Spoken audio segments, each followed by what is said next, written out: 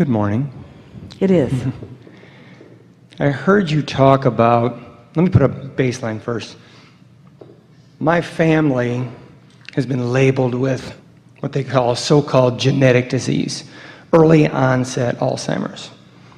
And I heard one of the tapes a while back where you did talk a little bit about genetic diseases, as far as there's really no such thing as genetic diseases, but it's the fact that people are observing it in their family and people are talking about it. This is the perfect conversation to have on the heels of conditional living. Yeah.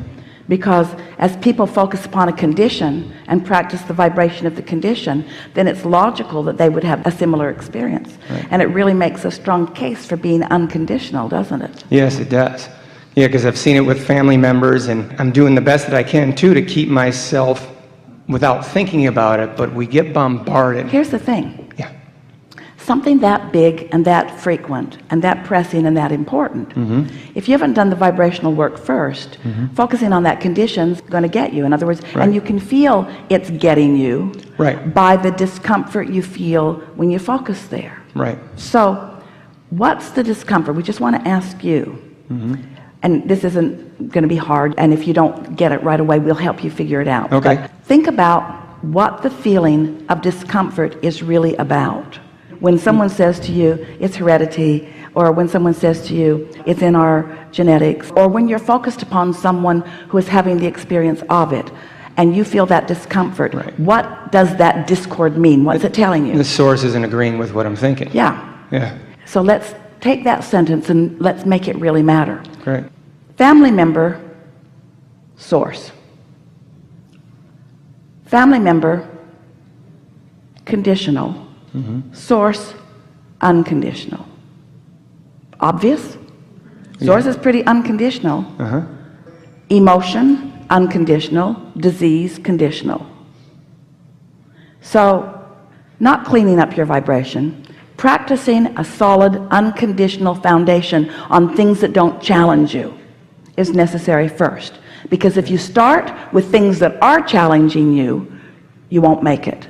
Because the momentum is so strong. You got to become unconditional and know that you're unconditional in other things first.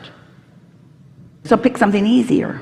Okay, yeah, because I witnessed my mother going through it and all this stuff, and my sister has it now. Witness is a really strong word, isn't it? Witness and condition are same words. Okay. Witness, looking Okay, right at condition. what is, looking right at Right. what is. And humans, you're used to doing it. Right. And why not? There's so much to see. There's so much to behold. Some of it wanted and some of it not wanted.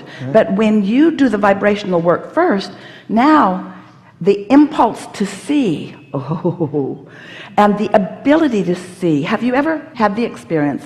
Esther has it a lot, especially when they were driving the bus cross country, so they were on the road all day most days, of having some place that they knew they were going to stop and passing hundreds of billboards and signs and not noticing any of them until the one that told them about the exit to that RV park.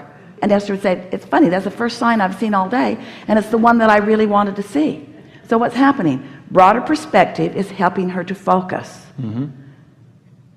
So when you practice the unconditioned, and we're going to get specific about how to do that. We know you're all wanting to know what that means, because so far it just sounds like words. When you practice the unconditioned, then that turning of the vibration to the thought, to the emotion, to the impulse, to the rendezvous, to the manifestation, actualization, reality of what you're wanting is just the natural progress. But you got to figure out how to do that first. Right, because what's happened. And you got to start with things that are easy. You got to find out that you're good at it before you have to do it on something that's so in your face and so important to you. If you don't get good at walking the beam that's only 6 inches off the floor, don't walk across the Niagara Falls. Right. Show yourself that you can do it. And once you've shown yourself that you can do it, you can walk anywhere without trepidation. Esther felt fearless in that basket. And part of the reason is because she's fearless. She drives around with herself. I guess I need some assistance with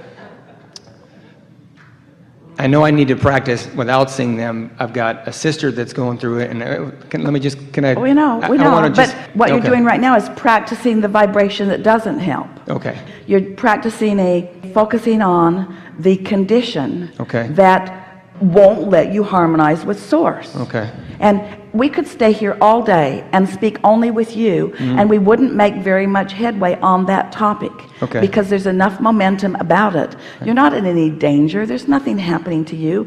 We don't mean that. We just mean you're in danger of more negative emotion. You're in danger of feeling fearful. You're in danger of feeling uneasy. You're in danger of perpetuating the potential of a vibration. You're in danger of holding yourself in a vibrational frequency that doesn't feel good when you don't need to. Right.